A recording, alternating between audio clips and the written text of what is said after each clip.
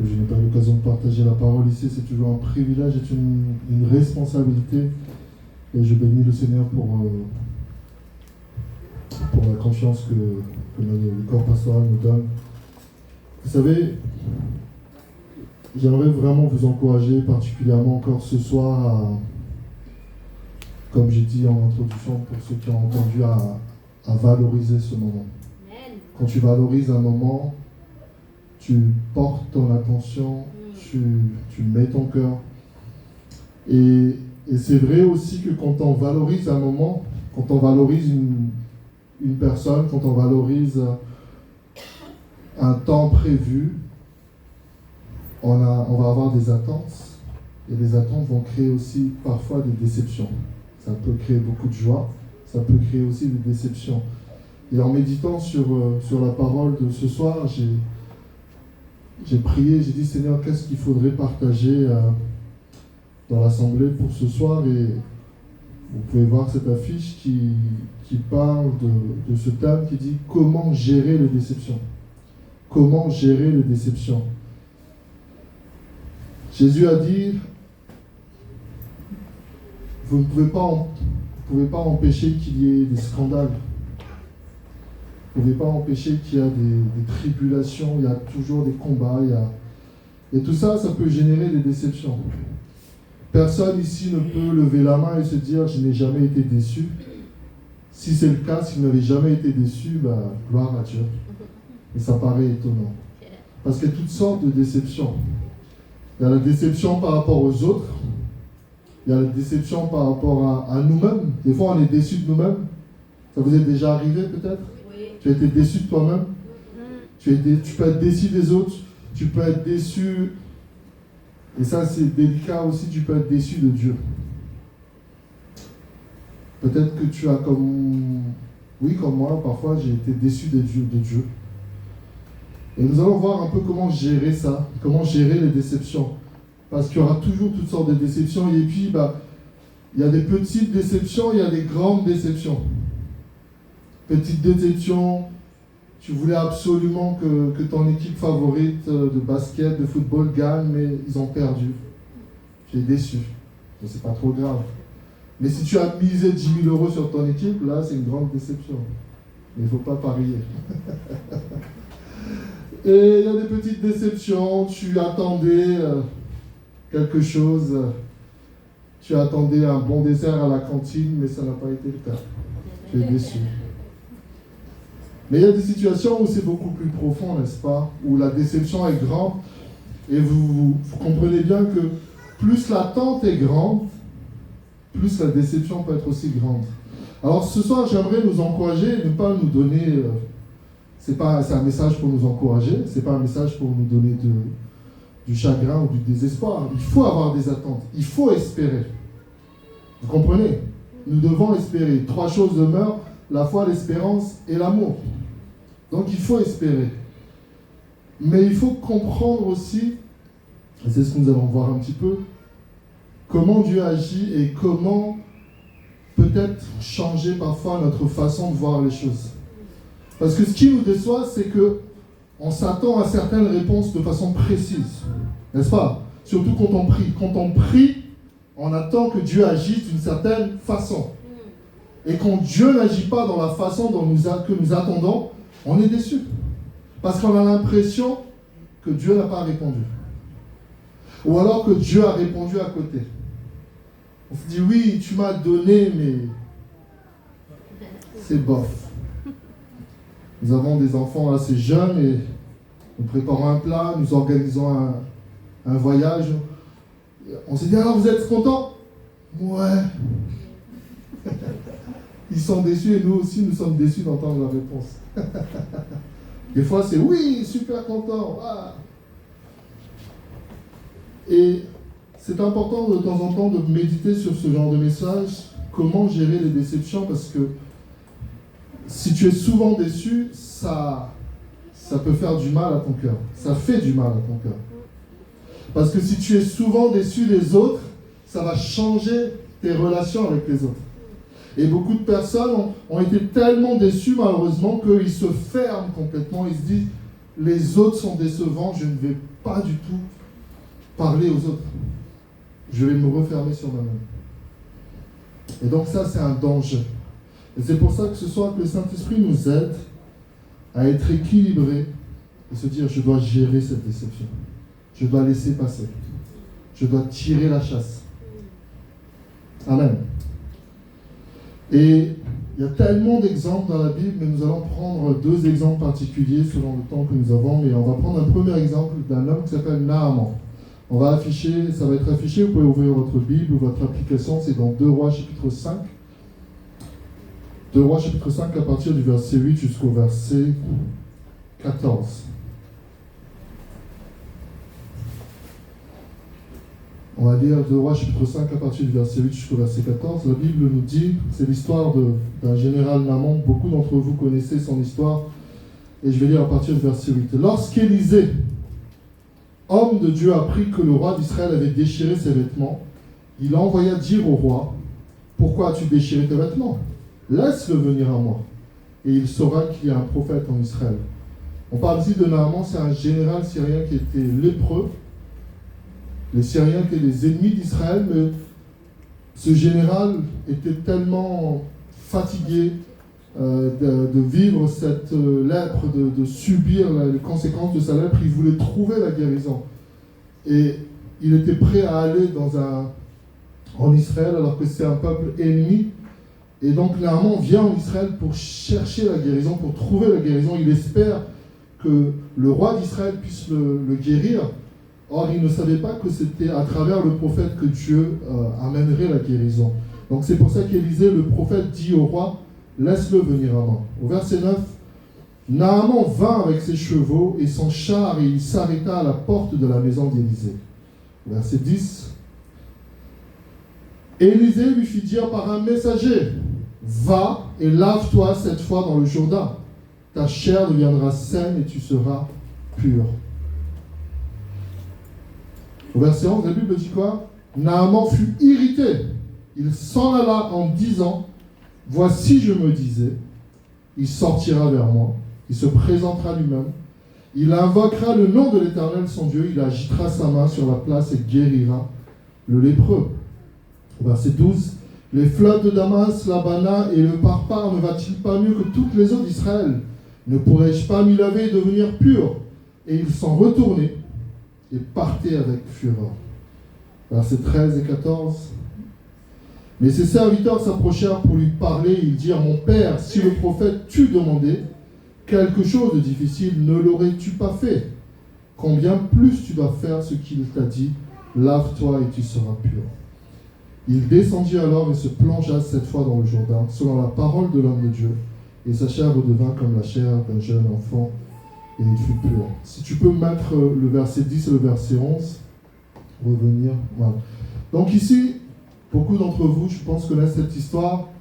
Naaman est lépreux, il veut trouver la guérison, il va voir le roi, et le roi déchire ses vêtements, parce que le roi dit, mais c'est une provocation, je ne peux pas te guérir. Donc, Élisée, ce que nous venons de lire, dit au roi, laisse-le venir à moi. Et Naaman donc va venir devant, nous avons vu tout à l'heure, Naaman vient pour voir Élisée. Mais qu'est-ce qu'Élisée fait? Élisée ne sort pas à la rencontre de Naaman. Élisée va juste envoyer son serviteur pour dire, voilà l'ordonnance, va, lave-toi cette fois dans le Jourdain, et ta chair redeviendra saine et tu seras pur. Et que se passe-t-il au verset 11 qui s'affiche pour que vous voyez que Naaman fut irrité. Naaman est déçu. Parce que Naaman voulait voir l'homme de Dieu. Vous comprenez la situation?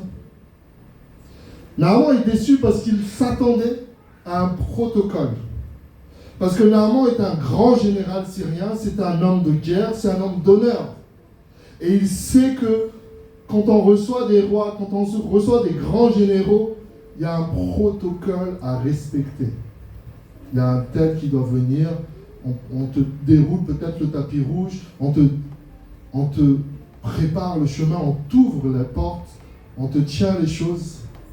Et Naaman s'attendait à ça, parce qu'il avait un rang élevé, il avait un standing. Mais Élisée, c'est vrai qu'Élisée est un peu sauvage, ça c'est clair, ne vient même pas à sa rencontre. Ne lui montre pas de l'honneur en fait. Mais Élisée dit, il envoie un simple serviteur, un messager. Lave-toi. Et voyez, regardez bien le verset 11. Donc Naaman fut irrité, il s'en alla et en disant, regardez bien ce qu'il dit, voici je me disais, il sortira vers moi, il se présentera lui-même, il invoquera le nom de l'Éternel son Dieu, il agitera sa main sur la place et guérira le lépreux. C'est-à-dire que Naaman est déçu. Pourquoi Naaman est déçu? Il se faisait tout un film. Voilà comment ça va se passer. Il va me voir, il va prier pour moi, et je serai guéri. Ce qui nous déçoit, souvent, c'est le film qu'on se fait. N'est-ce pas? Ce qui déçoit les amoureux, surtout les femmes, les jeunes femmes. J'espérais qu'ils me disent ça, j'espérais qu'ils m'emmènent au restaurant. Mais ils m'ont emmené dans un McDo. Je voulais le restaurant là-bas. Et tu es déçu, parce que tu t'es fait un film. Mais je ne dis pas que tu as tort, hein. Tu as le droit de te faire un film. Tu as le droit d'espérer un bon restaurant plutôt que McDo. Mais ça dépend des situations. Ça dépend des situations. Mais surtout, avec Dieu, mes frères et sœurs, Dieu est un Dieu. Pasteur Rodolphe l'a beaucoup partagé récemment. Dieu varie dans sa façon de faire. Dieu ne se répète pas. Vous voyez?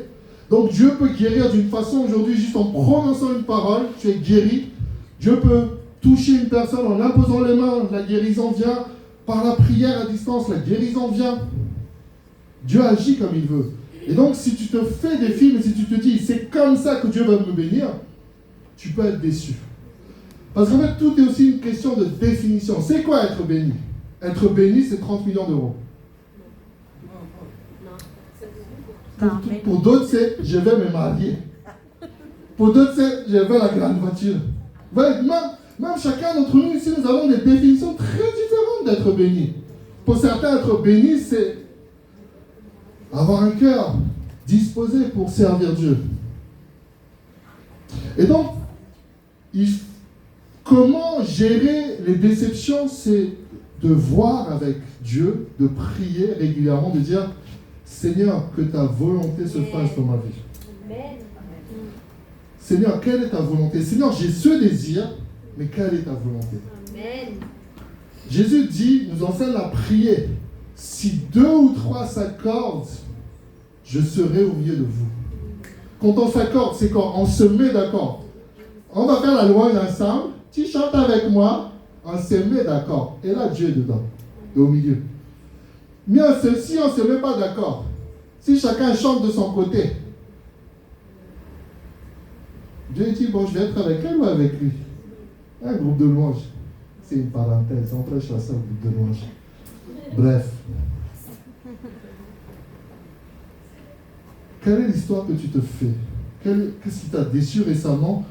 Et comment tu as vécu la chose? Est-ce que finalement, ce n'est pas l'histoire que tu t'es racontée qui était pas bonne?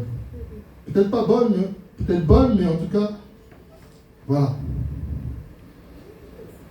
Mais Dieu nous conduit de façon différente et Dieu aime nous conduire parfois dans l'humilité. Ce grand général avait besoin de comprendre que pour trouver la guérison, il fallait l'humilité. Parce que vous pouvez bien imaginer que plonger 7 fois dans l'eau, alors que c'est un grand général, il était connu, il avait emmené ses serviteurs avec lui, c'était tout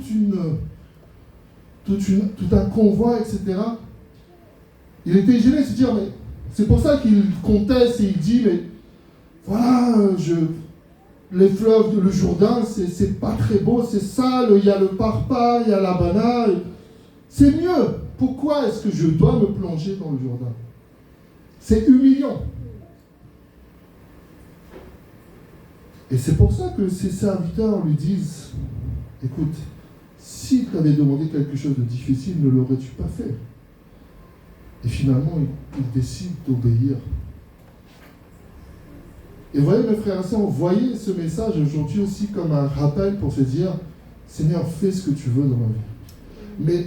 Mais quand on prie ça, ça paraît un peu choquant, on se dit, oh, c'est une grande prière ça, pasteur, je ne suis pas capable de faire ça, mais quand Dieu fait ce qu'il veut, on sera béni, mais au-delà de ce que nous pouvons penser, imaginez.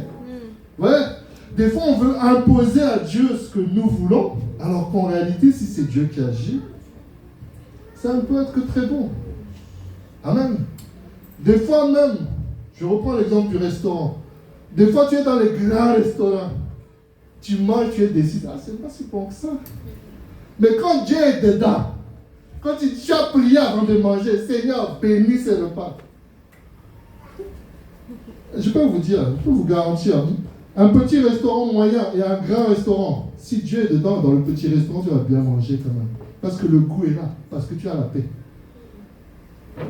Vous comprenez?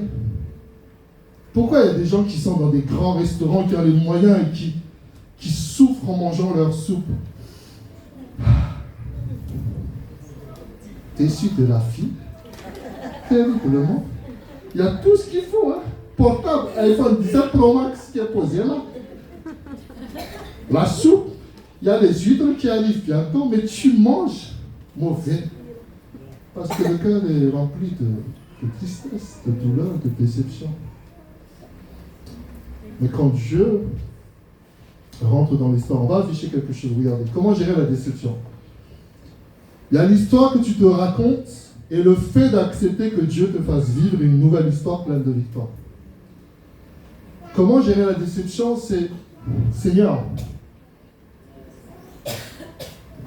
c'est pas à quoi je m'attendais, mais aide-moi. Pour gérer la déception, une des clés, c'est la prière suivante. Je n'ai pas tout compris, Seigneur, mais aide-moi à comprendre et à accepter. Deuxièmement, regardez ce qui est affiché. Accepte de plonger dans l'eau. Eau comme obéissance. C'est-à-dire que tu peux tourner en rond 1000 fois, faire le tour de la terre. Si tu n'es pas entré dans l'obéissance, Dieu va toujours te bloquer. C'est ça qui est terrible. Et tu seras toujours déçu. Parce que Dieu te montre quelque chose. Dieu te parle clairement, tu dis, fais ça. Et toi, tu dis, non, c'est pas bon pour moi. C'est trop petit, il faut que je voie les grands prophètes. Je vais aller assister à la conférence aux États-Unis, à Los Angeles. Carrément. Tu y vas, 0 égale 0. C'est pas que là-bas c'est mauvais, hein. Mais Dieu a dit non, moi je vais te bénir au Victor. Viens samedi soir. Va voir le grand pasteur Magache là-bas. Tu dis, ah non, c'est trop petit pour nous. Nous, on veut assister là-bas. C'est là-bas. Là-bas n'est pas mauvais. Dieu agit comme il veut. Mais quand Dieu t'a dit non, mon frère, ma soeur, la clé, c'est que tu demandes pardon là-bas à ton frère. Et tu n'obéis pas. C'est Dieu là. 0 égale 0. Vaut mieux eau comme obéissance. D'accord? Mais donc, pense à ça pour gérer la déception. Quelle est l'histoire que je me raconte? Parce qu'on voit bien avec cette histoire de maman. Je me disais, qu'est-ce que tu te dis? Qu'est-ce qui t'a déçu? Qu'est-ce qui t'a déçu? Qu'est-ce que tu t'es dit pour être déçu? Et encore une fois, je ne dis pas forcément que tu as eu tort, hein, mais réaligne avec la volonté de Dieu. Seigneur, je pensais ça, je me suis dit vraiment que j'allais me marier à 30 ans. Je suis à 33 et demi. Comment on fait? Réaligne. Seigneur, ok. Qu'est-ce que je dois faire en attendant? Qu'est-ce que je dois faire en attendant? Il y a d'abondante joie devant ta face, selon Psaume 16. Ok, Seigneur, je dois donc aller encore faire quoi? Tu peux afficher à l'instant l'affiche, le diapo suivant, s'il te plaît. Voyez cette affiche. Pour ceux qui en sont habitués sur les réseaux sociaux, notamment sur Facebook, vous pouvez reconnaître ça. Le titre du message, c'est accusé de réception. On peut dire le sous-titre ou le titre, c'est comment gérer les déceptions, mais c'est accusé de réception. Et quand vous êtes sur les réseaux sociaux, notamment sur WhatsApp, sur Facebook, je vais citer que ça. Quand tu envoies un message à quelqu'un, tu sais que la personne a vu ou a reçu le message. Tu attends à ce qu'elle réagisse mais elle ne réagit pas. Et tu es déçu. Ça vous est déjà arrivé? Moi, oui. J'ai déjà déçu des gens. C'est pas... Pour ceux qui m'ont vu cette semaine, j'ai dû m'excuser. J'ai dit, bon, excusez-moi, je ne veux pas répondre à tout le monde, j'ai trop de messages. Ça va prendre un peu de temps. J'ai dû m'excuser parce que les gens t'écrivent, ils espèrent une réponse immédiate et profonde. Tu dois prier, tu dois méditer, tu dois... Parce que si tu peux répondre juste, ok, je prie pour toi, ok, mais le Seigneur te dit non, prie, prends le temps, médite, avant de répondre. Parce que c'est un conseil important. Parfois, c'est une question vraiment de destinée. Mais sur les réseaux sociaux, donc tu peux écrire, ou on peut t'écrire, et le message est là. Parfois, tu sais que la personne l'a vu. Tu vois les deux traits là. Et la personne ne répond pas et tu es déçu. Accusé de réception. Il y a l'accusé de réception. Normalement, la personne a vu. Normalement, la personne a lu. Et c'est ça qui nous déçoit. Nous sommes dans cette génération où on a envoyé une prière à Dieu. On a fait une demande. On a l'accusé de réception. On se dit non, Dieu a répondu parce que la Bible dit que Dieu répond aux prières. Et là, tu attends. Tu attends. Tu attends. Tu attends. Et non seulement tu n'as pas encore la réponse que tu attends, mais il y a d'autres mauvaises nouvelles qui arrivent. Et tu es déçu. Tu es déçu, n'est-ce pas? Tu es déçu parce que tu te dis, ça ne sert à rien que je prie en fait. Je dis, il y a tellement d'exemples dans la parole de Dieu. Vous pourrez lire à la maison, Psaume 73, c'est un homme qui s'appelle Asaph. C'est un grand serviteur de Dieu. Il a écrit des poèmes de louange. Mais à un moment donné, il a dit, j'ai failli me détourner de Dieu en voyant les riches et les méchants prospérer. Les méchants prospèrent, on dirait, ils évoluent bien, ils prospèrent, ils sont méchants, mais on a l'impression qu'ils réussissent leur vie, ils ont toujours plus d'argent, ils sont toujours plus riches, plus croissants dans leur extension. Et ce serviteur de Dieu, dans Psaume 73, dit, j'ai failli me détourner de Dieu. Parce qu'à quoi ça sert que je prie pour voir les méchants prospérer? Et puis il a commencé à méditer, dire, oui, mais la voie des méchants, tôt ou tard, va les conduire dans la rue. Je préfère rester attaché à Dieu. Et c'est encore une fois, comment gérer les déceptions, c'est regarder le but final. Comment l'objectif global de Dieu. Mais ce n'est pas toujours moi.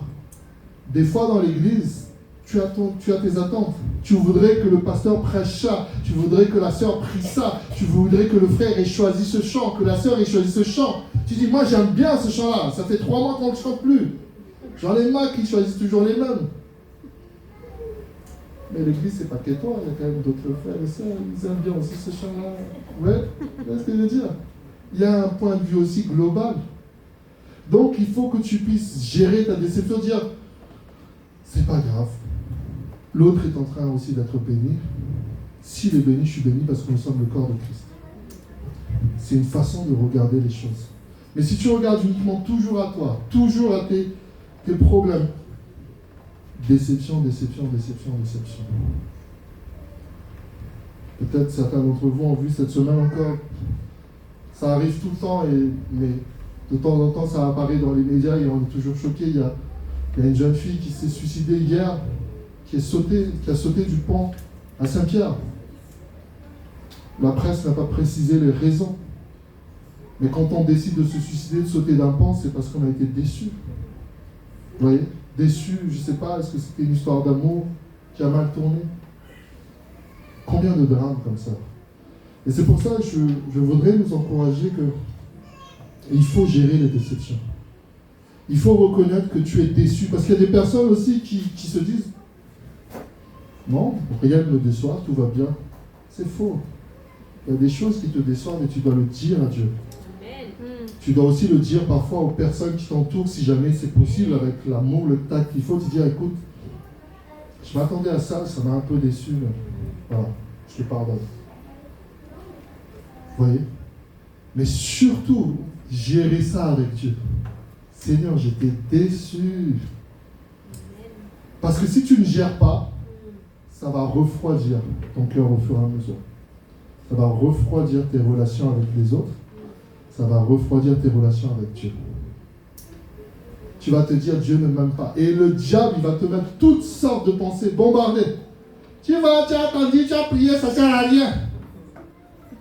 Parce que des fois, on invite les gens. Mon frère, viens prier le samedi soir à 18h30. Tu verras, Dieu va te bénir.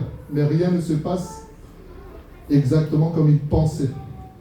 C'est pour ça que quand on invite aussi les gens, il faut faire attention à ce qu'on dit. Hein. Ne dis pas, viens prier à notre église parce que tu vas recevoir un chèque d'1 million d'euros le lendemain. C'est faux. Arrête de mentir aux gens. Des fois, on promet alors que Dieu a dit non. Même des fois, on promet la guérison, mais Dieu a dit non, je ne veux pas le guérir tout de suite. Il faut encore qu'il y ait un chemin par lequel la guérison va arriver. Vous voyez ce que je veux dire? C'est un peu choquant, mais c'est la vérité. Donc, il faut qu'on fasse régulièrement ce temps devant le Seigneur. Seigneur, apprends-moi à gérer la déception. Parce que quand tu... Il y a des frères et sœurs qui tombent déçus dans l'église, tu n'as même plus envie de les voir à un moment donné. Regarde même pas là-bas, je vais regarder si vous êtes bien là-bas. Non, il y a des gens qui m'ont déçu. Je sais que j'ai déçu des gens. Je déçois des gens. Je me déçois. Et, comme on existe d'or, il y a le fait d'être déçu par Dieu, par les autres et par toi-même. Et ça, c'est encore plus dur, mes frères et sœurs. Déçu par toi-même, parce que tu te dis, j'ai encore craqué. J'ai encore croqué les coquettes du chien. Non, pas les coquettes du chien. Et tu es déçu. Et écoutez-moi bien. Déçu par toi-même, si tu ne fais pas attention de gérer ta déception, le diable va te torturer. Tu es mauvais. On savait. Tu vois, les gens vont dire encore, voilà qui tu es. Tu es démasqué. Tu penses être une femme de Dieu, tu penses être un homme de Dieu, mais regarde ce que tu fais. Et tu t'aimes. Et tu viens à l'église.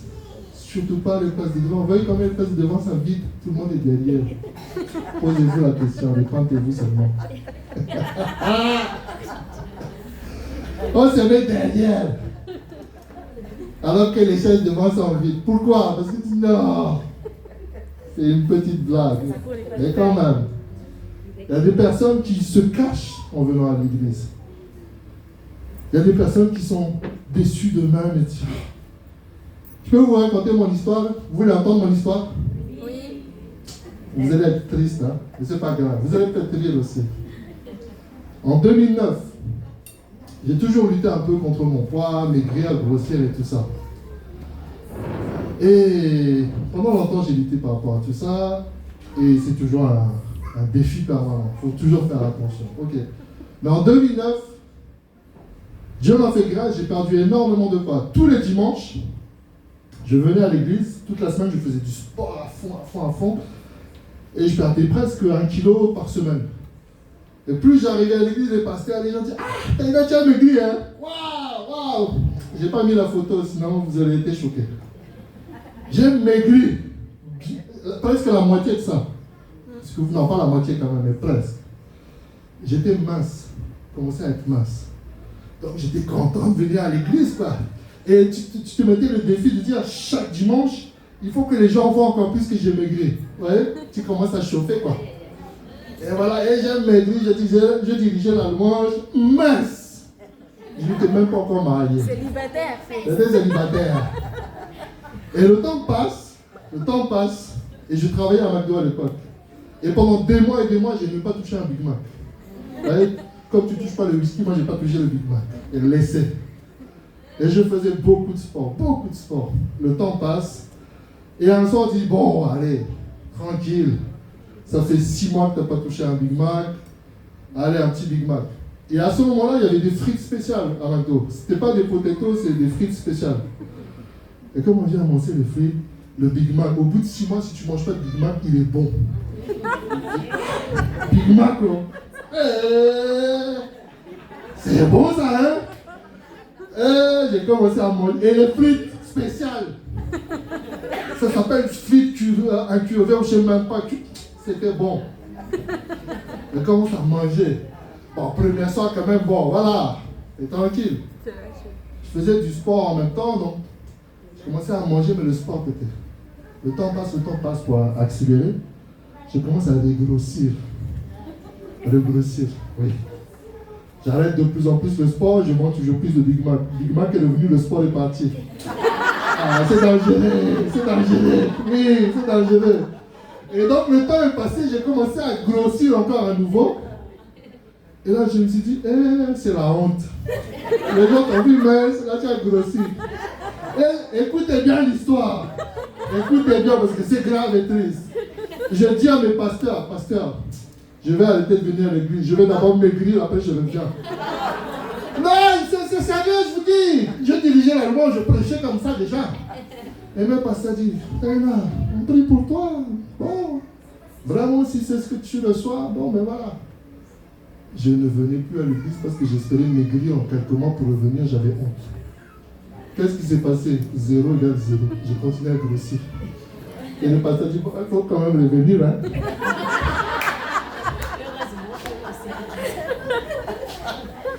Vous savez, c'est compliqué, hein? Et je suis revenu. Et je n'ai pas maigri tout de suite, ça a encore pris du temps. Et j'étais déçu de moi-même. Vous voyez, pour vous dire, on peut être déçu de soi-même et le diable te torture, quoi. Je dirigeais la louange, je prêchais. J'étais pasteur assistant à cette époque-là. Et tu oses dire à tes pasteurs, je viens pas, je vais d'abord me cacher. Non, que Dieu nous aide. Peu importe ce que tu as fait. Peut-être toi, ce n'est pas une histoire de poids. Toi, c'est peut-être une histoire que, bon, tu dois de l'argent à quelqu'un dans l'église. Tu dis, pardon, je vais payer plus tard. Mais viens à l'église. Parce qu'il y a des gens, non, c'est encore une autre histoire. Il ne faut pas emprunter l'argent aux gens à l'église. Les gens, pardon. Seigneur, il faut que j'avance. On va passer à notre histoire pour terminer. La déception de Jean-Baptiste. La déception de Jean-Baptiste. On va afficher ça. Vous pouvez ouvrir votre Bible, sinon ça s'affiche dans Luc chapitre 7, à partir du verset 18. Alléluia.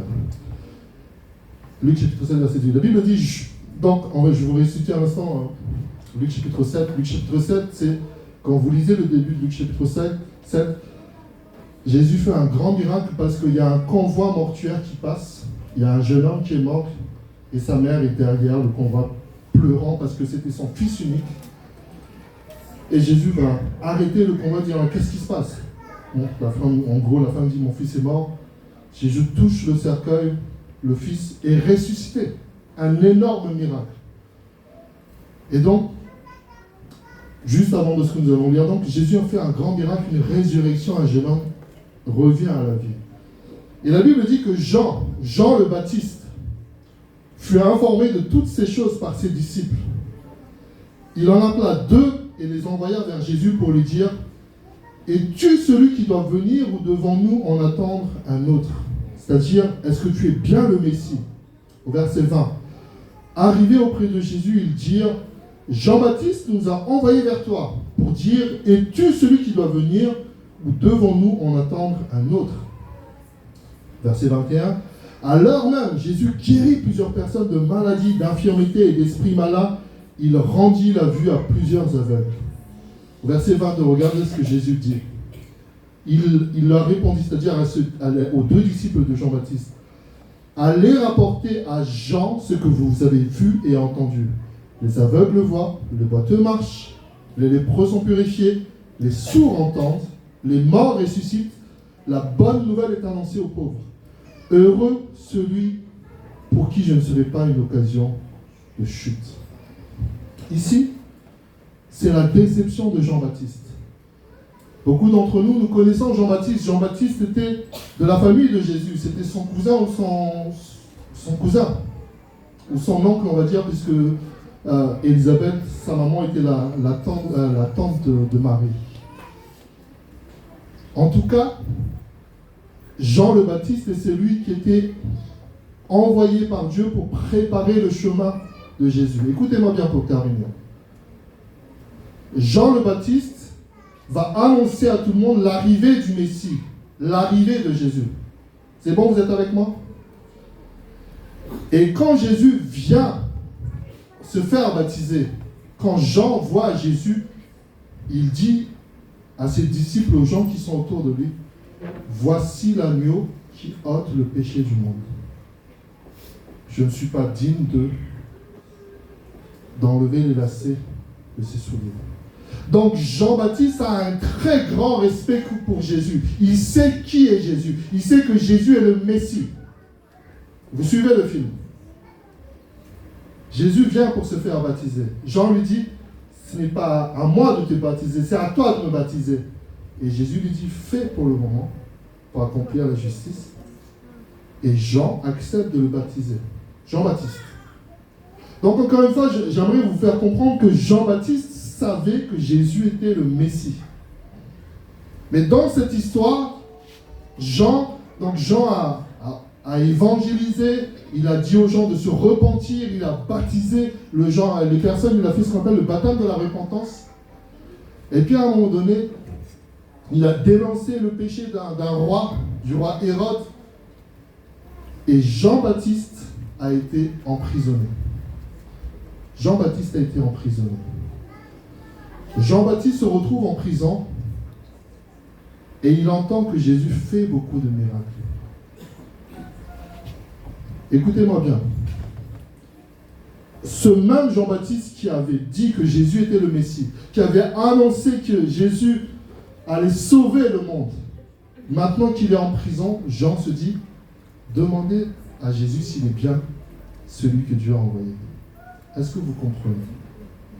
Pourquoi Jean pose cette question? Parce qu'il a été déçu.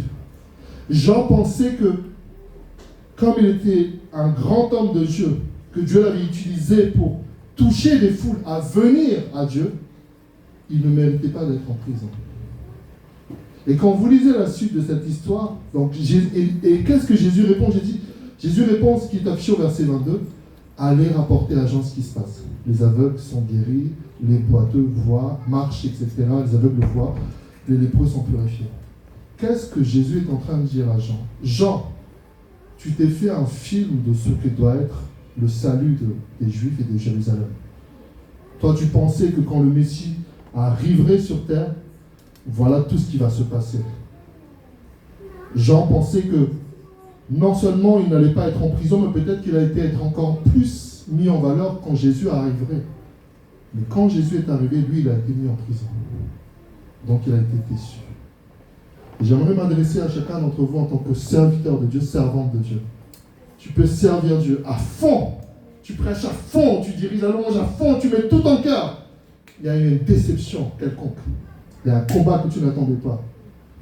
Il y a une maladie qui arrive, tu ne t'attendais pas. Il y a un drame qui arrive, tu ne t'attendais pas. Et tu cours un grand risque d'être déçu de Dieu. De même plus savoir que Dieu, Jésus est le Sauveur. Et ça arrive à beaucoup de serviteurs. C'est arrivé à Élie le prophète. C'est pour ça, aujourd'hui, je vous dis, comment gérer la déception. Tu connaîtras des déceptions, tu dois apprendre à les gérer. Ce n'est pas une prophétie, ce n'est pas parler de malheur, mais la vie est faite ainsi, mes frères et sœurs. Vous croyez quoi? Qu'on n'a pas prié pour que des gens guérissent, mais ils sont quand même morts? On n'a pas prié? Vous avez déjà vu ça? Pas plus tard que la semaine dernière, quelqu'un me dit, pasteur, prie pour ça, la personne est malade. Et quelques minutes après, la personne me dit, la personne est décédée. C'est comme ça, ça arrive. Dieu est souverain. Donc comment gérer la déception? C'est justement comprendre que Dieu est souverain. Il fait ce qu'il veut. Mais la question que tu dois te poser, ce n'est pas « Pourquoi, Seigneur? Pourquoi tu as fait ça? Pourquoi tu n'as pas répondu ?» Non, c'est « Seigneur, quelle est la prochaine étape alors? Tout concourt au bien de ceux qui aiment Dieu. Quelle est la prochaine étape? Là, j'ai été déçu, je suis tombé, je suis dévasté. Quelle est la prochaine étape?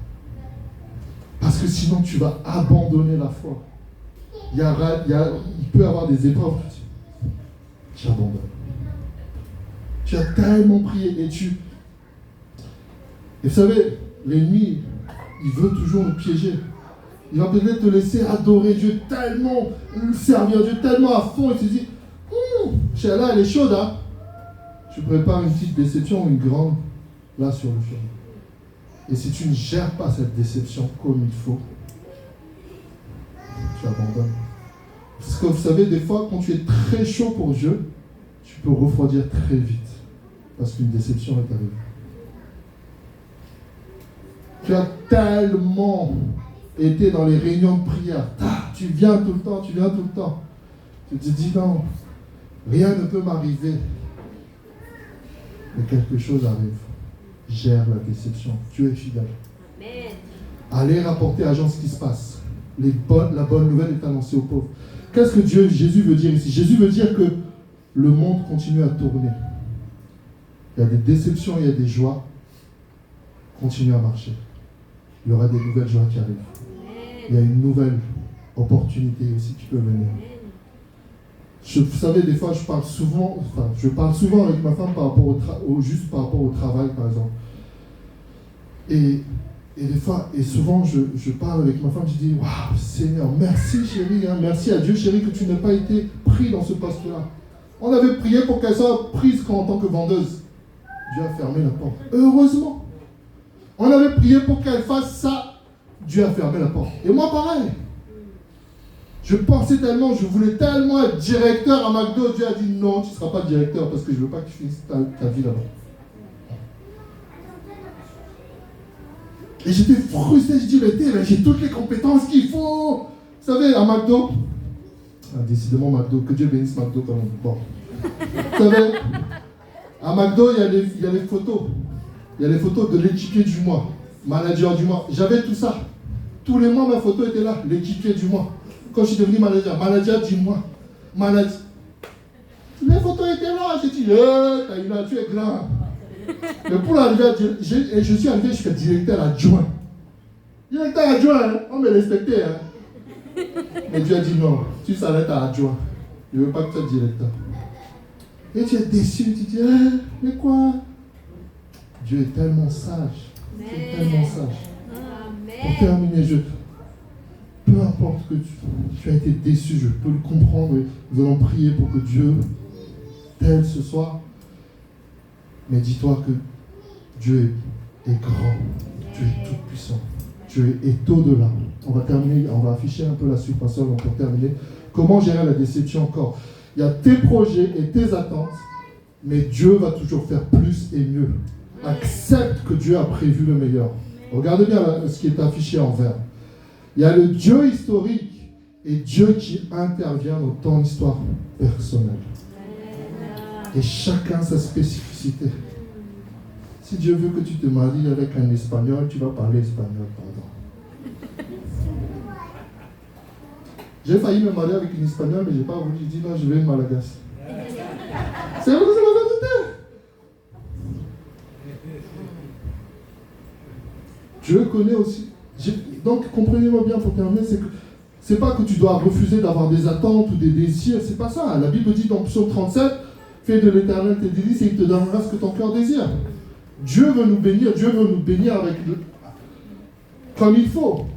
Mais parfois, et souvent aussi, il y a cette parole dans Proverbe qui dit, il y a les projets que forme l'homme, mais c'est la volonté de Dieu qui s'accomplit. Donc, médite bien sur tes projets. Est-ce que ce projet vient de Dieu? Est-ce que ce projet vient de Dieu? Parfois, des fois, tu plaques tout. Tu dis, je vais être à fond dans ce projet-là. Et ce n'était pas la volonté de Dieu. Et tu as perdu du temps, de l'énergie, de l'argent. C'est compliqué. Donc, prenons le temps de prier. Prenons le temps de méditer, de dire, Seigneur, aide-moi à gérer la déception. Je ne sais pas ce que tu as entendu ce soir. Je vais vous inviter à vous lever, on va prier pour clôturer. Peu importe les déceptions que tu as eues, laisse Dieu t'aider à gérer ça. La prière, tu veux un jeu de mots? Seigneur, apprends-moi à gérer, apprends-moi à digérer. Apprends-moi à digérer. Alléluia. Prions ensemble. Seigneur, merci pour ta fidélité.